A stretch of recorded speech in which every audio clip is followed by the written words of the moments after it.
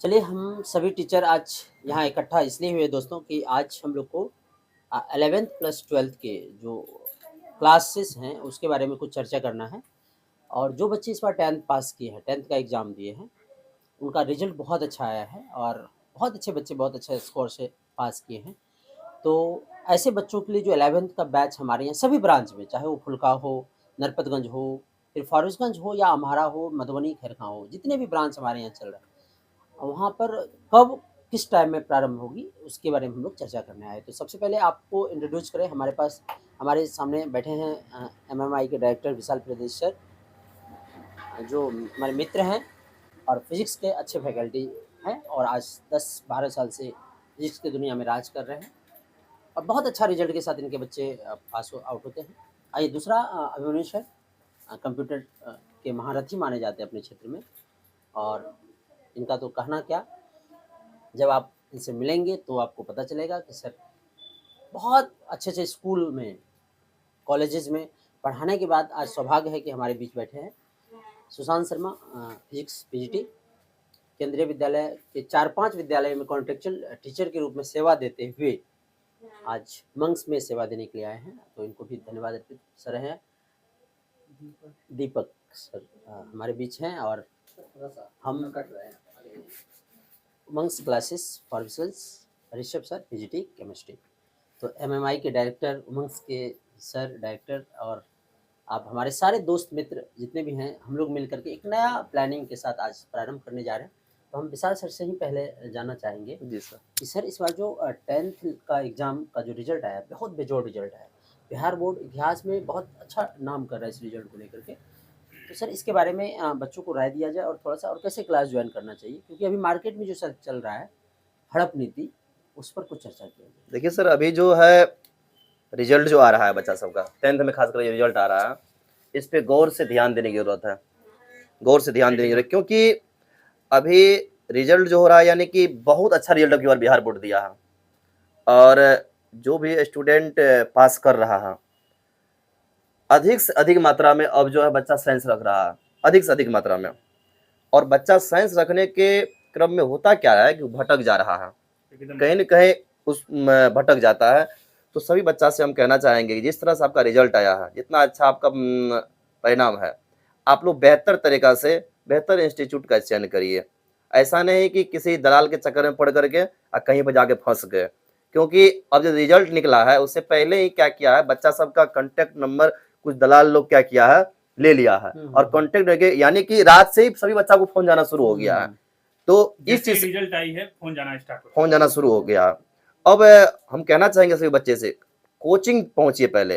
पहले कोचिंग पहुँचिए, आस-पड़ोस में देखिए कहाँ से बच्चा पढ़ के अच्छा रिजल्ट कर रहा है, कहाँ से बच्चा अच्छा कंटेंट प्राप्त करके रिजल्ट लाना बड़ी बात नहीं है। रिजल्ट लाना उतनी बड़ी बात नहीं है जितना बड़ी बात है कि आपको नॉलेज प्राप्त होना चाहिए। बिल्कुल, बिल्कुल। ठीक है? अभी तो जब से पैंडेमिक के बाद जो सिलेबस का स्थिति रहा, सबका रिजल्ट कमोबेश ठीक-ठाक ही हो जाता है।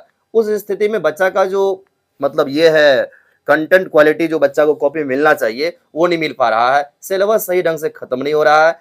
इसलिए ऐसे कोचिंग को ज्वाइन कीजिए, अपने सीनियर से समझ करके, बुझ करके कि सिलेबस पूरा खत्म हो, अच्छा नंबर उठे और तब जाकर के आप उस क्लास में डेमो क्लास करिए, 2-4 दिन 5 दिन पढ़िए, तब जाकर के आप वहाँ पर एडमिशन लीजिए। किसी दलाल के चक्कर में मत पड़िए। बस अब हम चाहेंगे अभिमन्यु सर से, सर 2 शब्द आप ये बताएँगे बच्चों को कि जैसे अभी रात से ही रिजल्ट आते ही कॉल जाने लगा है जिस बच्चों को, तो क्या बच्चों को ऐसे में फँसना चाहिए? नहीं सर, बिल्कुल मेरे को लगता है ऐसे में नहीं फँसना चाहिए। देखिए पहली बात तो ये, जैसे कि हमारा कोचिंग उमंग से सर हम लोग का, तो इसमें हम लोग क्या करते हैं ना, कोचिंग तो आपको मार्केट में सर बहुत ज़्यादा ओपन है, ठीक है सर, पढ़ाने के लिए। तो आपको वहाँ देखना है, इस चीज़ को देखना है कि जहाँ से आपको चीज़ें समझ में आती है, समझ गए? पढ़ाने के लिए तो कोचिंग 1000 खुला हुआ है, ऑनलाइन भी आप लैपटॉप लेकर के बहुत सारे इंस्टीट्यूट है, कर सकते हैं। लेकिन आपको ये देखना है कि सर जो पढ़ा रहे हैं, वो लैंग्वेज, वो भाषा, वो मेथड हमको समझ में आ रहा है कि नहीं आ रहा है? बिल्कुल सही सबसे बात। बड़ा नहीं है, क्योंकि साइंस एक ऐसा विषय है जो कि 11-12 निर्धारित नहीं करता, आपका रिजल्ट निर्धारित नहीं करता है, आपका फ्यूचर निर्धारित करता है। बहुत अच्छा। समझ गए? फ्यूचर निर्धारित करता है, क्योंकि अगर आप 11-12 में बच्चा वही दाखिला करते, या तो वो नीट का तैयारी कर रहे होते या तो फिर उनका आईआईटी, जी मेंस ये सब कराता है। अगर आपका बेस कंप्लीट नहीं रहा, ठीक है, आप कोचिंग में एडवर्टाइजमेंट में कॉल आया, जैसे सर आप बताएं कि कुछ है लोग जो कॉल करते हैं, आपको अच्छे-अच्छे सपने वादे दिखाते हैं, आप उनमें पड़ गए, लेकिन आप गए वहाँ पे जाकर के कुछ समझ में नहीं आ रहा, फिर आप फ्रस्ट्रेशन हो जाता है आपका, है ना? आप अपने सोचिएगा पेरेंट्स मेरा क्या बोलेंगे कि पहले जीत करके तो हमें एडमिशन करवाए, आपका समय और पैसा दोनों बर्बाद हो गया। चलिए आपका पैसा तो बाद में अर्न किया जा सकता है, लेकिन आपका जो मेन समय जो है, वो आपका चला जाएगा, समझ गए? तो इस बेसिस पे क्या है, हम लोग का जो कोचिंग उमंग्स है यहाँ पे, हम लोग करते क्या है, यहाँ बच्चा को जो अपना भाषा है, जो मदर टंग है, उस भाषा में चीज़ों को कांसेप्ट वाइज़ इतना अच्छे तरीके से समझाते हैं। मतलब अगर बच्चा अगर चीज़ों को, जैसे कि हम लोग आलू को पोटैटो बोल रहे हैं, तो अगर पोटैटो को वो आलू के भाषा में समझ रहा है या और किसी भाषा में समझ रहा है, तो उसको दिखा करके बोलते कि ये पानी का बोतल है और ये ऐसे काम करता है। तो चीज़ें जब हम लोग प्रैक्टिकल करवाते हैं ना, तो चीज़ें बच्चा को जो ना याद करने की जो है ना समस्या खत्म हो जाती है, याद करने का ज़रूरत नहीं पड़ती है। वो मेथड जो रिएक्शन होता है ना, जो हम लोग अभिक्रिया जो पढ़ते हैं, वो हम लोग जो पढ़ाते और दिखाते हैं, तो उस बेसिस पे स्टूडेंट को याद हो आता है, समझ गए? याद वैसे नहीं, रट्टाफिकेशन वाला नहीं, देख करके याद हो जाता है। फिर आपको जो है ना, आपको 500 वर्ड में बोलेगा या 5000 वर्ड में बोलेगा या फिर 1 वर्ड में बोलेगा, आप गलत नहीं कर सकते। ये हम लोग कांसेप्ट बिल्डिंग करते हैं, समझ गए? तो ये हम लोगों का साइंस का स्ट्रीम में चाहे जितना भी हो, ठीक है? ये हम लोगों का एक रिजल्ट रहा है और हम लोग का अभी जो एक टॉपर निकला है 440, 441, 441, ये इसी का मेथड का तरीका है कि वो उतना कर पाए हैं, समझ गए? और कर पाए। और हम लोग का जो बेसिस कोचिंग जो है ना, तो हम लोग टेस्ट भी उतना ही लगवाते हैं, ऐसा नहीं है कि नहीं लगवाते हैं। जितना हम लोग टेस्ट लगवाते हैं, कोचिंग वाला शायद नहीं लगवाते होंगे, उसका आधा भी नहीं लगवाते होंगे। तो बच्चे को हम लोग इस तरह से तैयार कर देते हैं, चाहे आप नीट का तैयारी कीजिए या मेडिकल का तैयारी कीजिए या फिर आईटी जी मेंस का तैयारी कीजिए, आपको कहीं भी बीच में जो है ना प्रॉब्लम होने वाला नहीं है सर। बस ये मेरा है सर। कैसा रहा मेरा मेथड ये वाला? बिल्कुल, ये बहुत आपका अच्छा। मेथड सर बहुत अच्छा रहा, बहुत अच्छा रहा। अब हम सुशांत जी से जानना चाहेंगे कि अभी जो बच्चे 10th का एग्ज़ाम देकर के पास आउट हुए और ऐसे कोचिंग वाला जो उसको बार-बार कॉल कर रहा है। तो बच्चों एक बात तो मैं आपको ये कहना चाहूँगा कि आप उसी कोचिंग का चयन करिए जहाँ से आपका कॉल नहीं जाता है। क्योंकि अगर प्रोडक्ट अच्छा है तो ज़रूरी नहीं कि कॉल कर कर के बुला करके बेचना। तो उनको भी तय करना चाहिए कि हमको कहाँ करना है, कहाँ नहीं बिल्कुल, करना है। बिल्कुल, कहाँ करना है, नहीं करना है। तो एक बात तो वो, दूसरी बात किसी के फ़ोन कॉल्स के बहकावे में मत आइए। और तीसरा जो सबसे इम्पोर्टेंट है, वो ये है कि स्कॉलरशिप देंगे, इस चक्कर में मत पड़िए। कहा जाता है कि महँगा सस्ता रोवे बार-बार, महँगा रोवे एक बार। तो ये जो 12,000 कम कर देंगे, 10,000 कम कर देंगे, ये स्कॉलरशिप है, वो स्कॉलरशिप है, इस बहकावे में ना आएँ।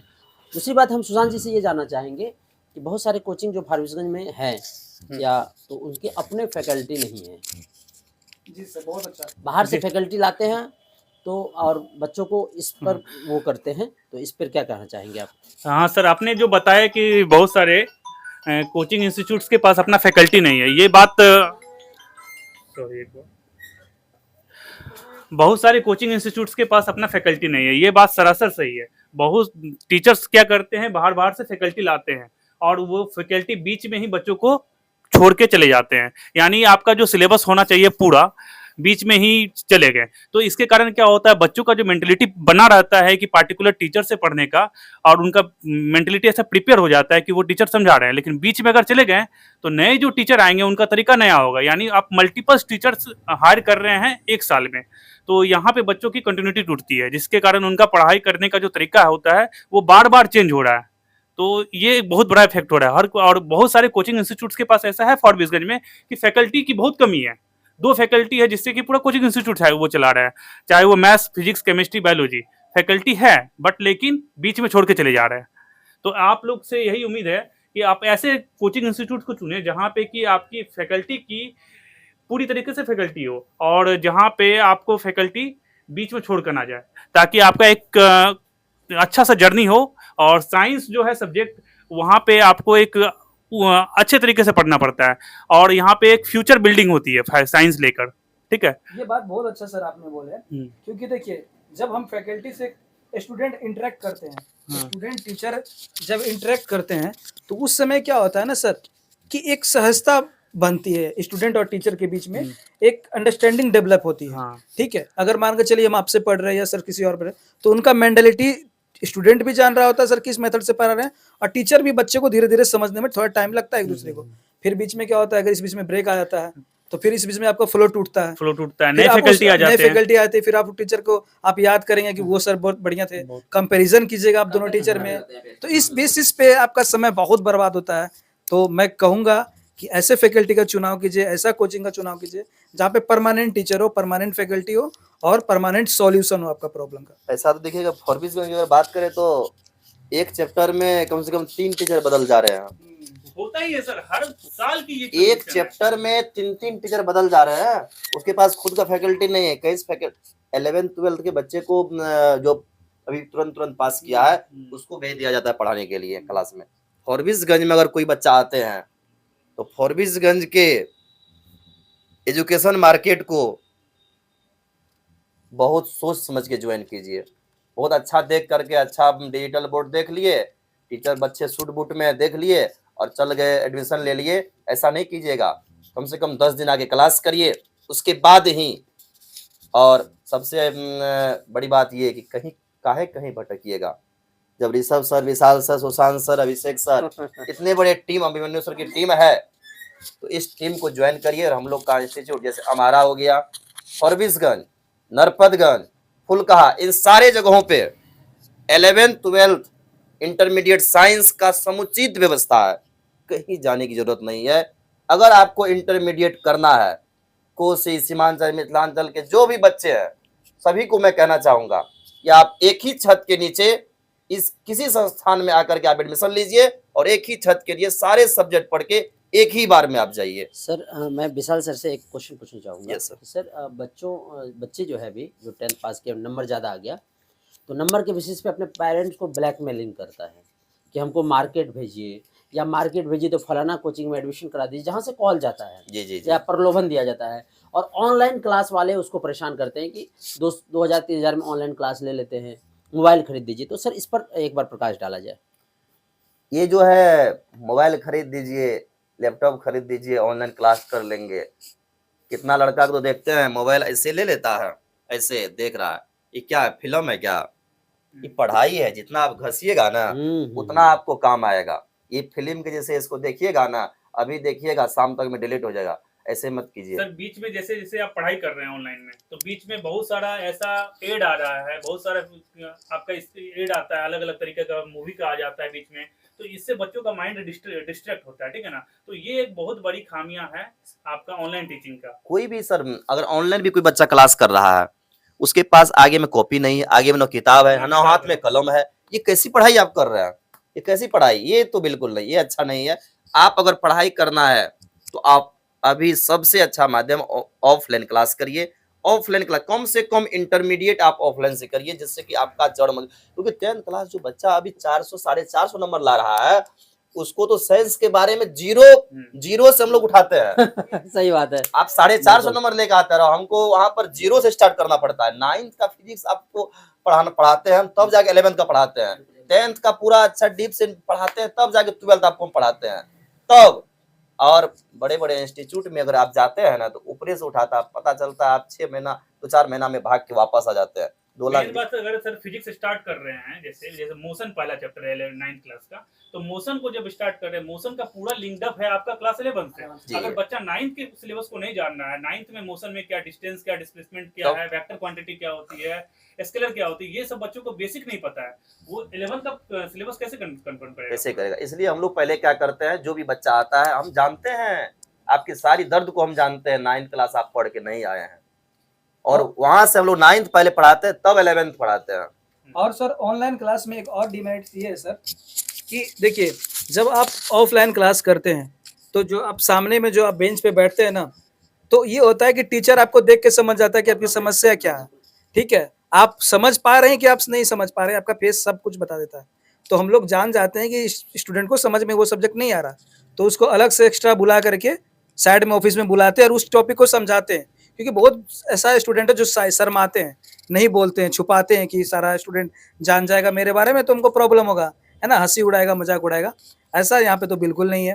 ठीक है, सभी यहाँ एक फैमिली की तरह रहते हैं और फिर भी आपको लगता है कि इस सब्जेक्ट में अगर मेरा प्रॉब्लम आ रहा है, आप सही कर रहे हैं, तो हम लोग ऑफिस में बुला करके उसको वो चैप्टर जिस चैप्टर में प्रॉब्लम होता है, उस प्रॉब्लम को दूर करते हैं। और ऑफलाइन के सबसे बड़ी एडवांटेज ही बोलिए कि ये होता है कि आपको हम लोग देखते हैं कि आप क्या कर रहे हैं, क्या नहीं कर रहे हैं, और उस पे बार-बार टोकते हैं कि देखो ये तुम्हारे लिए सही नहीं है, ये तुम्हारे लिए गलत है, तुम इस फोकस पे रहो। लेकिन जब आप मोबाइल से देखेंगे तो ये कैसे आपको आइडेंटिफाई कर पाएंगे, ठीक है। और सर इसमें भी अगर ऑफलाइन क्लास की बातें करी जाए तो सबसे बड़ा एडवांटेज ये है, पता है क्या, कि स्टूडेंट के बीच में जो था ना, एक दूसरे जब कांटेक्ट करता है तो देखता है एक दूसरे के साथ, तो कम्पिटिटिव की भावना मन में आती है, जो बहुत बड़ी बात है ना। ऑफलाइन में होता क्या है कि हम लोग जैसे ऑनलाइन में कि जैसे लेक्चर देख रहे हैं, हमको एक दूसरे को देख कर कोई भी कम्पिटिटिव की भावना मन में नहीं आती है, बिल्कुल आती ही नहीं है। लेकिन आप अगर ऑफलाइन क्लास कर रहे हैं तो यहाँ पे होता क्या है कि एक बच्चे को देखें कि उसका टेस्ट में इतना मार्क्स आया, हमको कितना आ रहा है, हमसे ज्यादा वो निकला, हमरा कम क्यों आया। फिर एक दूसरे का बहुत बड़ी एडवांटेज है ऑफलाइन क्लास की। फिर एक दूसरे का पढ़ने का बिल्कुल, method भी पढ़ने का सर, भी मतलब एक चीज और भी बात है, हमारे यहाँ जो ऑफलाइन जो क्लास चलती है, यहाँ पे बच्चों का मूल्यांकन किया जाता है। जैसे कि सप्ताह के लास्ट दिन जो होता है, जैसे आपका 6 दिन 5 दिन क्लास चली, ठीक है ना, लास्ट दिन जितने भी पढ़ाई हुई है तो उनका एक टेस्ट लिया जाता है, ठीक है ना, ताकि बच्चों को पता चल जाता है सर के ना आपने इस सप्ताह में कितना अध्ययन किया है और वो आपको कितना अच्छा रिजल्ट दे सकता है इस तरीके से, ठीक है ना। तो ये हमने एक तरीका बहुत दिनों से चला रहा है, जिसके कारण बच्चों का बेहतर रिजल्ट आया है। इस बार का रिजल्ट जो इसी का है कि बच्चे ये टेस्ट में पूरी तरह से अपियर हुए हैं और हम लोग पूरी तरीका से रिजल्ट पब्लिश किए हैं बच्चों का, ताकि उनका बेहतर रिजल्ट आया है। तो बच्चों सारांश ये निकला कि आपसे एक विनम्र प्रार्थना है, पेरेंट्स से भी और बच्चे से भी। अभी आप 10th की दुनिया से निकल करके लार्ज दुनिया में प्रवेश कर रहे हैं, जहाँ की बहुत ही कॉन्सेप्ट और मज़ेदार कॉन्सेप्ट सीखने का एक मौका मिलता है, और यहीं से आपका सफ़र शुरू होता है। तो आप कभी भी ऐसा गलती ना करें, किसी के बहकावे में हम ये नहीं कहते कि हमारे पास ही आए, हमारे यहाँ से कोई, यहाँ महारथी बैठे हुए हैं अपने अपने विषय की, हम लोग एक नींव हैं, है ना। तो ऐसा कभी नहीं कि हम ये आपको प्रमोट कर रहे हैं कि आप मेरे यहाँ आए, सोच समझ के क्लास ज्वाइन करें, किसी के बहकावे में न आए। और सर स्कॉलरशिप का बहकावे में तुम आना ही नहीं है। हाँ, बच्चे बहुत आप आइए ना ऑफिस में कम करवा लीजिए ना पैसा। क्या बच्चे सर? इंस्टीट्यूट में जाते हैं, हाँ। टेस्ट देते हैं, और ये टेस्ट का कॉपी भी जांच नहीं होता है सर, नहीं होता है, किसी तरह का कॉपी जांच नहीं होता है, लेना इसको वो बहाना है। बहाना है। कॉपी किसी तरह की जांच नहीं होती, बच्चों को सिर्फ एडमिशन के नाम पे स्कॉलरशिप दिया जाता है और वो फीस वही रखते हैं, जो फीस है उसका जेन्युइन फीस वही रहता है, बस उसी फीस को हाई करके स्कॉलरशिप दे दिया जाता है। अभी पता चला सर, अभी कुछ देर पहले कुछ बच्चा आए थे फुलखा साइड से, आप ही के ब्रांच से, उधर से। उनका कहना था कि एक कोचिंग चलता है, नाम तो नहीं लेना चाहिए अभी, फॉरबिसगंज के कोचिंग वाला का एडमिशन वो लेता है 10th में, 12th वाले का, और वहां से पैसा भेजता है इनको।